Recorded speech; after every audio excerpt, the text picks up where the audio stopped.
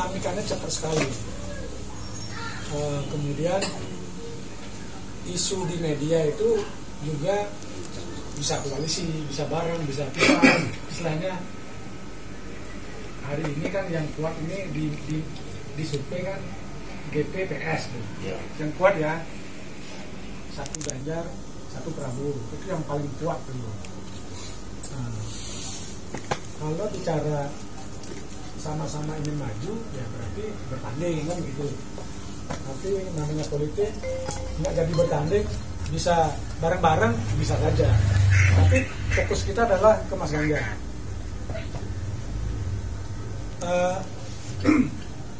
Saya pribadi mengenal beliau itu bukan baru gara-gara menjelang pilpres ini, bukan. Kami mengikuti beliau itu sejak di DPR. Artinya karena sudah mengikuti, paham betul rekam jejaknya, kapasitasnya, kemampuannya, apa yang sudah diperbuat ketika di DPR. Kita sudah mengikuti. Kebetulan waktu itu juga sekjennya masih Pak Cahyo Kumolo. Waktu sekjen PDIP dulu masih Pak Cahyo. Saya cukup dekat dengan beliau. Saya mengenal figur Mas Ganjar ini bukan baru. Jadi udah tahu dari dulu reputasinya gitu. Salah satu figur anak muda yang intelek, mewarnai DPR itu dari partai PDI Perjuangan, jadi idola saya lah gitu. Jadi idola. Dan memang alhamdulillah akhirnya jadi gubernur, ya kan, gubernur 2 periode. Nah, karena tadi juga disinggung Pak Jokowi, saya juga termasuk orang yang awal juga sempat nemenin dengan teman-teman Solo 2012 kan, dan saya ditugaskan khusus waktu itu di Kecamatan Makassar. Saya lebih banyak bekerja karena inisiatif artinya tumbuh dari kesadaran sebagai anak muda ya, bahwa era demokrasi ini saya berharap makin banyak anak-anak muda atau orang-orang visioner lah yang memimpin. Kan pilkada udah langsung kan, pilkada langsung, milih gubernur langsung, milih bupati langsung, wali kota, presiden. Jadi rakyatnya udah punya kedaulatan. Undang-undang otonomi daerah juga memberi kewenangan yang besar pada daerah untuk mengatur daerahnya. Ada 500-an lebih lah kabupaten kota. Iya kan, 500-an kan. Tapi selama lebih dari 20 tahun kurun reformasi, tidak semua daerah maju gitu loh. Saya juga bingung. Hanya dari 500-an itu paling hanya bisa dihitung dengan jari itu daerah itu maju. Artinya apa? Sudah dikasih hak memilih, sudah dikasih kewenangan mengelola kebijakan maupun anggaran, tapi tidak semua daerah maju loh. Masih ada daerah miskin, masih ada yang terbelakang. Berarti masalahnya di mana? Kepemimpinan. Pemilihan presiden secara langsung nih kita baru 2004 mulai kan, 2004, 2009, 14, 19. Nah, baru 4 kali kita milih presiden langsung.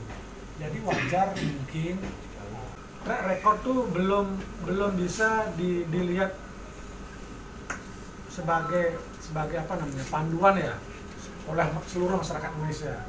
Ada kadang hal-hal lain yang tidak penting malah mempengaruhi pilihan tuh. Nah, ini yang perlu apa namanya, disosialisasikan. Karena tidak semua tuh gemar membaca.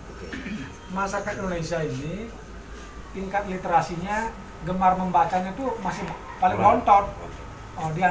Di antara lebih dari 190 negara di dunia. Nggak usah diragukan, Mas Ganjar jadi lebih hebat nanti. Karena pondasinya udah disiapin gitu loh. Pondasi udah disiapin Pak Jokowi kan.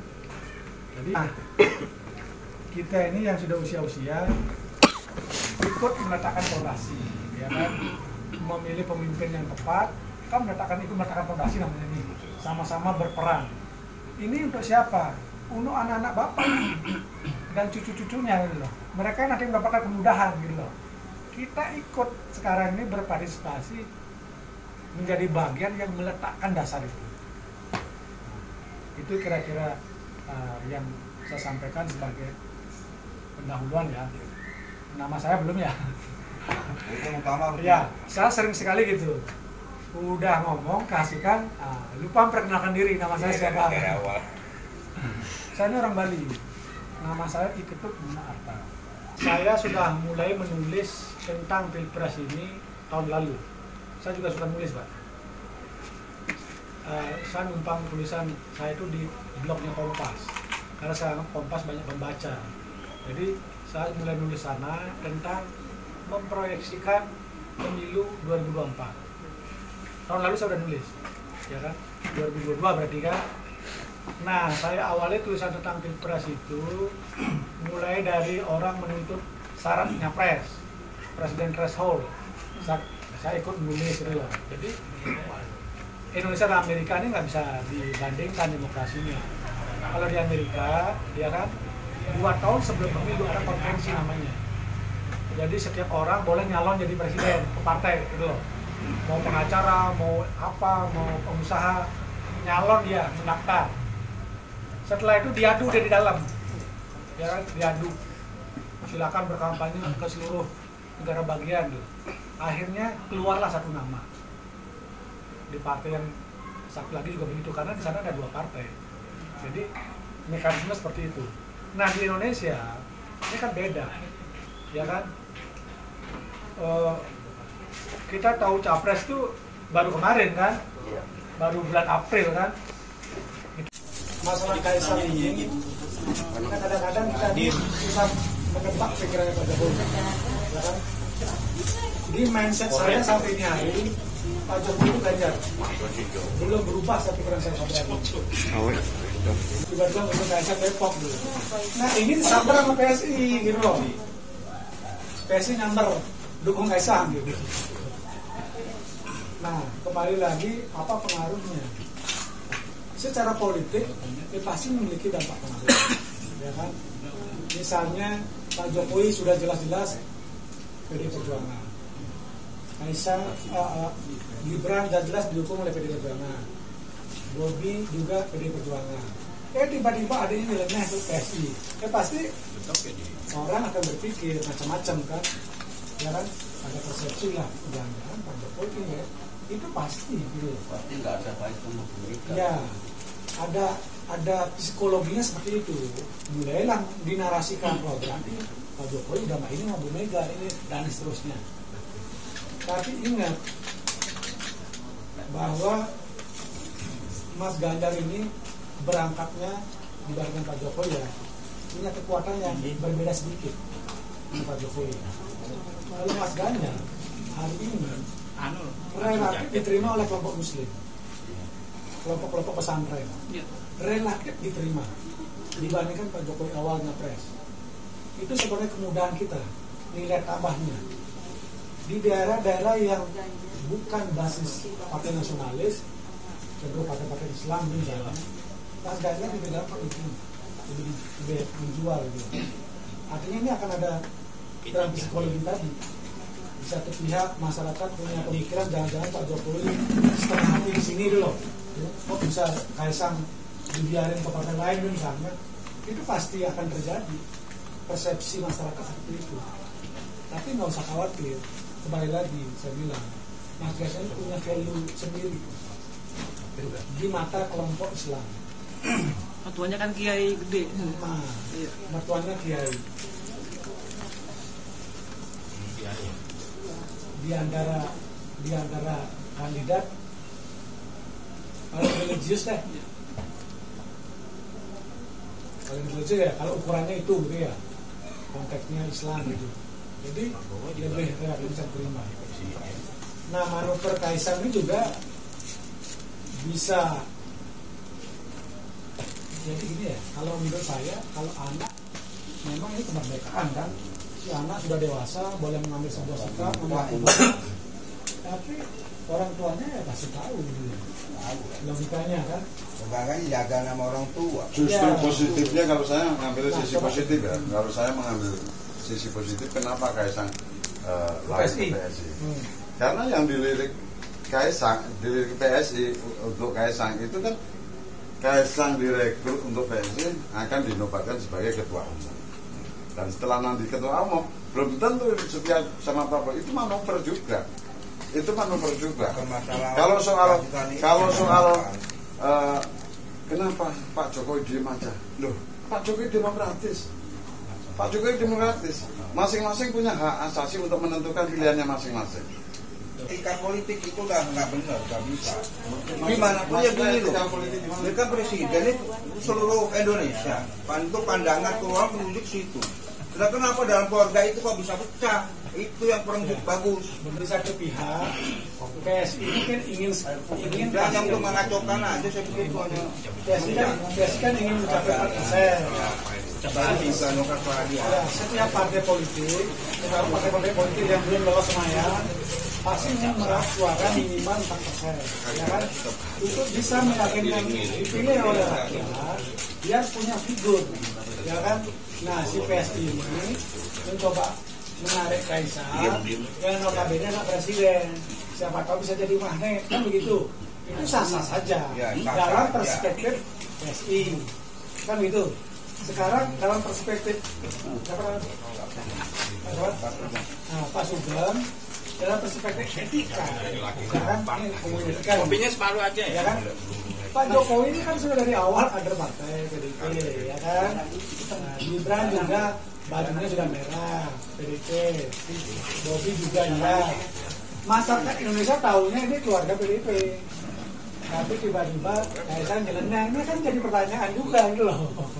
Pasti analisa orang tuh bisa beragam, kan begitu. Apakah kemudian ini bisa berdampak kepada elektoralnya Mas Ganjar? Bisa saja beri dampak, pengaruh gitu loh. Pak Jokowi kok anaknya satu ke sana gitu loh. Karena apa? PS ini kan ke Prabowo. Nah, itu masalahnya gitu loh. Beda cerita dengan misalnya PSI ke P3 nggak apa-apa kan? Sama P3 ikut Ganjar. Nah, itu kan beda psikologinya, itu maksudnya. Makanya saya bilang nggak usah dikhawatirkan itu. Pokoknya Mas Ganjar punya nilai plus kelebihan di mata kelompok Islam. Caranya mengukur nanti begini. Pak Jokowi dua kali, ya kan? Kalah di Aceh, kalah di Sumatera Barat, ya kan? Kalah pula ya, angkanya jauh lah gitu. Sumatera Barat, Jawa Barat, Banten. Di sana kan identik dengan kelompok Islam, kan itu. Pak Jokowi kalah di sana. Nah, saat ini Mas Ganjar relatif diterima di daerah itu, relatif diterima. Artinya potensi untuk meraih suara lebih besar dari perolehan Pak Jokowi punya peluang. Kenapa harus Ganjar? Apa alasannya? Kenapa kita harus Ganjar? Itu jelas. Karena satu, Ganjar itu lahir dari anak pegawai kecil biasa. Artinya dia juga bukan orang kaya, bukan anak konglomerat, bukan anak pejabat tinggi. Artinya dia hampir rakyat biasa kayak kita. Jadi kalau Ganjar bisa jadi presiden, anak cucu kita bisa menjadi presiden juga. Satu itu. Yang kedua, prestasi ketika dia menjabat 2 kali gubernur di Jawa Tengah. Prestasinya ribuan prestasi. Bikin jalan berapa kilo, bikin embung berapa kilo, bikin mengentaskan kemiskinan itu berapa, banyak datanya. Kebetulan saya kalau data. Kebetulan ini yang saya inginkan. Yang ketiga, hanya Ganjar Pranowo yang bisa melawan atau baru melawan radikalisme. Jadi orang-orang yang radikal itu sempat ditolak sama Ganjar dengan semua kepala sekolah di Jawa Tengah diundang dan dia punya kesepakatan atau dia punya pernyataan bahwa kita harus setia sama Pancasila. Yang tidak setuju monggo tanda tangan, mau dipecat atau saya pecat atau mengundurkan diri. Itu hebatnya. Lainnya belum ada. Jadi yang menarik perhatian pertama saya, dia adalah melawan radikalisme di Indonesia ini. Karena berani tegas. Karena seirama dengan saya. Kita orang beragama, boleh beragama, tapi kita juga orang nasionalis. Lalu lengkap tentunya. Saya kira memang itu ya alasannya harus Ganjar. Mungkin teman-teman punya aspirasi lain, monggo silakan. Ya, ini kan forum kita saling ini ya, memberi pengetahuan. Saya butuh juga mendengar. Nah, seperti tadi Pak siapa? Pak Laksono kan sudah bicara kenapa harus Ganjar, punya alasan. Nah, kalau yang lain apa? Itu begini, itu begitu, gini. Apa yang harus kita jelasin biar ya kita punya senjata lah jatuhnya. Ada pegangan gitu mungkin. Ya. Caranya gimana? Oke, tadi saya sempat singgung beda tipis antara fakta dan hoax kan? Ya, hoaxnya itu. Nah, inilah pentingnya kita itu mencari sumber informasi yang valid. Ya kan? Nah, dalam konteks Pilpres, kita ini sekarang sudah punya tim kampanye nasional, ya kan, baru dibentuk kan. Terus kemudian yang sudah berjalan tuh tim kampanye pemenangan presiden. Itu ada kantornya di Rumah Aspirasi. Jadi di sana itu mengumpulkan semua relawan agar gerak relawannya satu bahasa. Ketika menghadapi persoalan seperti ini, menjawabnya seperti apa, ya kan?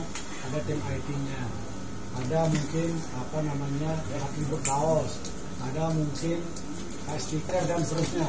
Itu nanti di TKRPP. Jadi nggak usah khawatir masalah bagaimana menghadapi serangan-serangan hoax itu. Karena seperti saya bilang tadi, sampai ini hari kan belum jelas siapa lawannya Ganjar. Belum jelas. Jadi kita ini mau pakai senjata yang mana nih, simpan dulu. Tahu-tahu kita mau nyerang ini, tahu-tahu jadi teman misalnya. Ini itu yang ramai kan di media sosial ya. Karena media sosial itu kadang-kadang lebih banyak akun-akun yang tidak ini, no-name. Bodong. Dia kan bodong, akun bodong lah istilahnya. Dia tuh mesin yang jadi robot gitu. Jadi pertarungan di media sosial ini sebenarnya lebih kencang. Nah, kita juga punya tim IT, mempelajari dari karakteristik apa yang disampaikan di media sosial ya, mau Instagram, mau TikTok, mau Twitter, mau Facebook. Memang kelompok mereka lebih canggih, lebih solid pasukan cybernya ya, karena hal-hal positif Mas Ganjar ini selalu dikisahkan negatif, dibalik-balik gitu. Jadi kalau dibandingkan, jadi paparannya kan dua dibandingkan antara Prabowo sama Ganjar.